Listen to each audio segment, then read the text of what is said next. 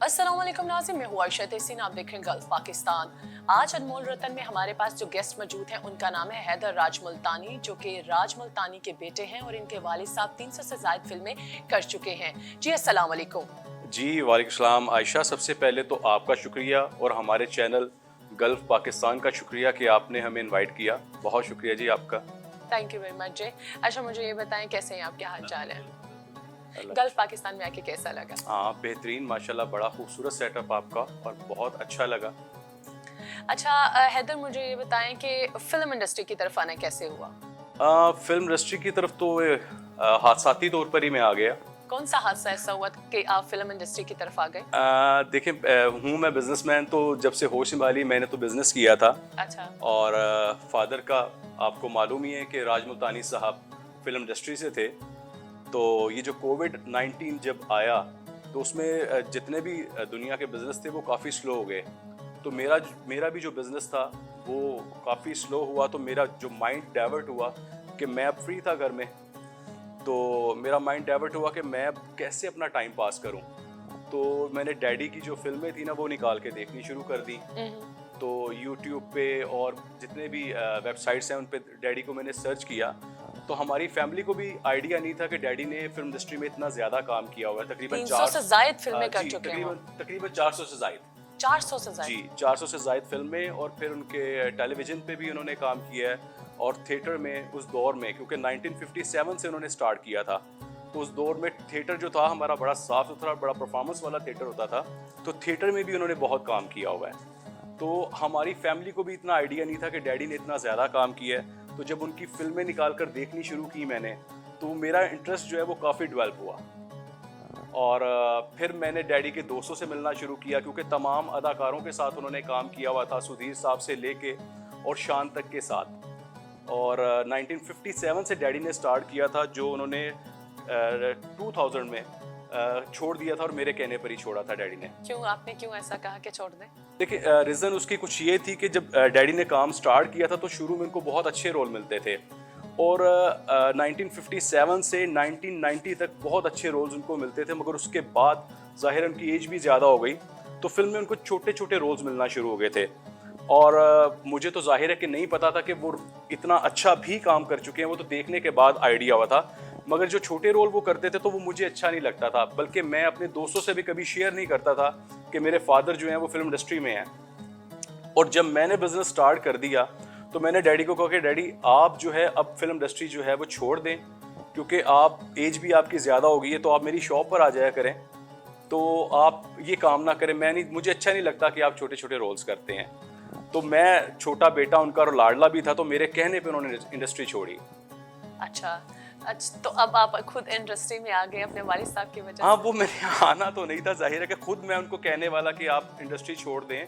और आज 22 साल बाद, तकरीबन 22 साल के बाद, कि मैं अब उनकी लेगेसी को लेके आगे चलना चाह रहा हूँ कि मेरे फादर का एक नाम जो है वो मेरी वजह से, वैसे तो उनको दुनिया जानती है, मगर मेरी वजह से भी मैं अपने फादर के लिए कुछ कर सकूं, कि उनका नाम जो है वो एक दोबारा से अल्हम्दुलिल्लाह लोगों में आना शुरू हो गया। और जो हमारी न्यू जनरेशन है वो तो बिल्कुल नहीं जानती कि राज मुल्तानी साहब कौन थे, मगर आज आप अगर गूगल पे सर्च करते हैं, यूट्यूब पे सर्च करते हैं, तो आपको राज मुल्तानी साहब के बारे में काफ़ी डिटेल्स मिलती हैं जो कि 2 साल पहले मौजूद नहीं थी। तो मेरी कोशिशों से अल्हम्दुलिल्लाह ये अल्लाह का शुक्र है कि ये मामला थोड़े सामने आए और न्यू नस्ल, जो हमारी न्यू जनरेशन है, उसको भी ये पता चलना शुरू हो गया कि राज मुल्तानी साहब कौन थे और उन्होंने कितना काम किया था इंडस्ट्री में। अच्छा, मुझे हैदर ये बताएं कि इंडस्ट्री में नए आने वालों को किन मुश्किलात का सामना करना पड़ता है? इंडस्ट्री में जी इस वक्त तो मुश्किलात का सामना बहुत ज़्यादा है।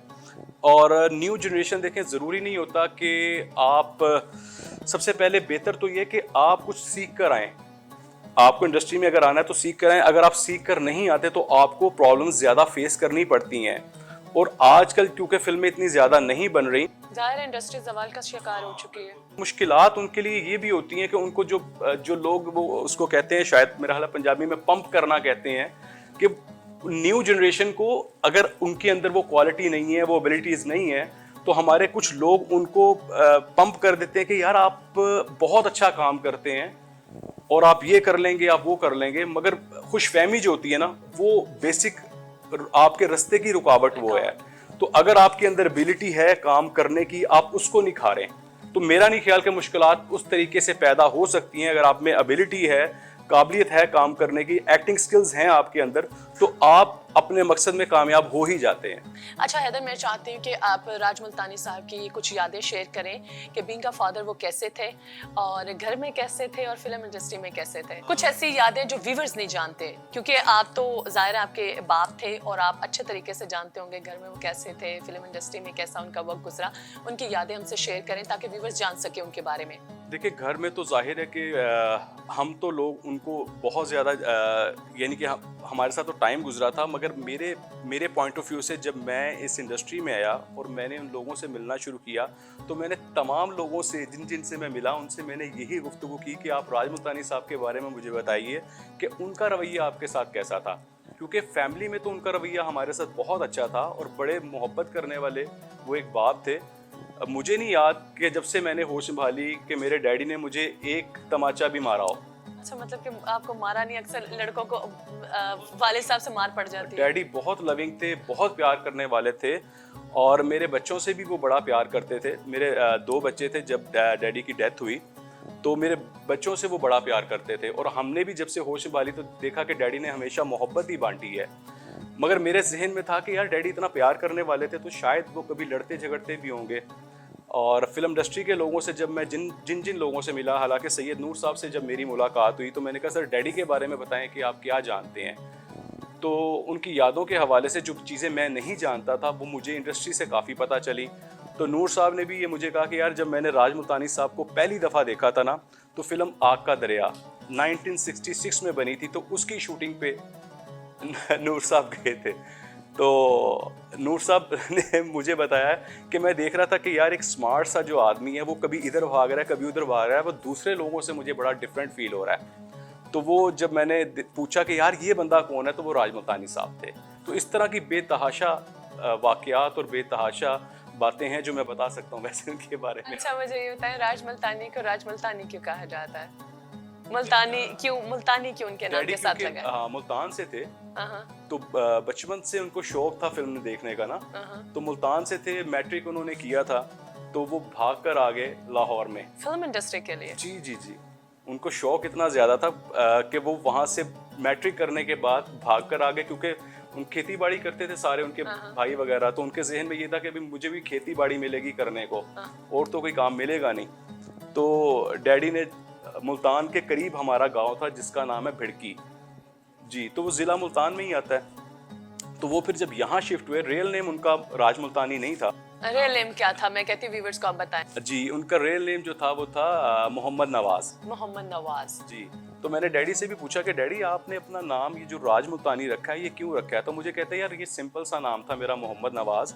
तो उस दौर में इंडिया में बड़े फेमस होते थे राज कपूर साहब। राज कपूर साहब, तो राज कपूर के नाम से उन्होंने राज को पकड़ा और कपूर की जगह मुल्तानी लगा। हाँ, मुल्तानी क्योंकि मुल्तान से बिलोंग करते थे। ठीक हो गया। तो माशाल्लाह वो नाम जो था इतना ज़्यादा अट्रैक्ट किया कि वो आज आप देखें कि पूरी दुनिया में ये नाम बड़ा यूनिक सा है। सही कह रहे हैं। तो वो बड़ा हिट हुआ, बड़ा लोगों ने अप्रिशिएट किया उस नाम को।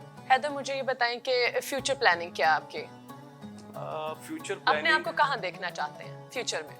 फ्यूचर प्लानिंग कोई खास नहीं है, क्योंकि एक बिजनेसमैन हूँ, जब से होश संभाला बिजनेस किया, अब डैडी की लेगेसी को लेके थोड़ा सा चलना चाहता हूँ। इंडस्ट्री में अपने आप को कहाँ देखना चाहते हैं?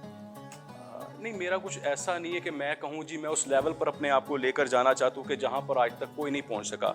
ये फिर वही कहूँगा कि ये आपकी एबिलिटी होती है और आपकी मेहनत होती है।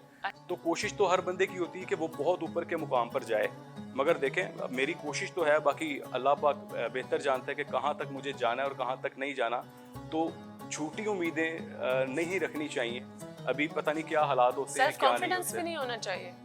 सेल्फ कॉन्फिडेंस होना एक और चीज़ है, मगर आप पहले से करें जी कि मैं वहाँ तक चला जाऊँगा, मैं ये कर लूँगा, मैं वो कर लूँगा, तो ये हालात पे डिपेंड करता है, आने वाले वक्त पे डिपेंड करता है कि क्या होता है। अच्छा, अब मुझे हैदर ये बताएं कि आप न्यू जो बच्चे आना चाह रहे हैं इंडस्ट्री की तरफ, फिल्म की तरफ, उनको क्या सजेशन देना चाहेंगे? किस तरह वो आएँ, किस तरह इस फील्ड में कदम रखें? कौन सी ऐसी बातें हैं जिनको उनको मद्देनजर रखना चाहिए इंडस्ट्री में कदम रखने से पहले? क्या सजेस्ट करेंगे इन सिंपल? जी जी, सबसे पहले तो यही कि जो लोग आना चाह रहे हैं, एक तो बेसिक इसको अपनी आप बेसिक नीड ना बनाइए। आपका जो फ्यूचर है वो किसी बिजनेस से लिंक होना चाहिए, या कोई आप जॉब कर रहे हो, इसको आप पार्ट टाइम रखें, इसको फुल टाइम ना समझें। अच्छा, आपने यहाँ से अर्न करने का ना सोचें कि जी मैंने यहीं से कमाना है। तो ये आप अपने शौक के लिए इसको कंटिन्यू कर सकते हैं। एज ए बिजनेस इसको कंटिन्यू करना मेरा नहीं ख्याल के बेहतर है। Thank you very much Haider Rajmaltani साहब, बहुत शुक्रिया कि आपने तशरीफ लाए। जी तो नाज़रीन, उम्मीद करती हूँ आपको आज का प्रोग्राम बहुत पसंद आया होगा। कमेंट बॉक्स में अपनी राय का इजहार लाजमी कीजिएगा। तब तक के लिए मुझे दीजिए इजाजत। अल्लाह हाफिज। Subscribe Gulf Pakistan।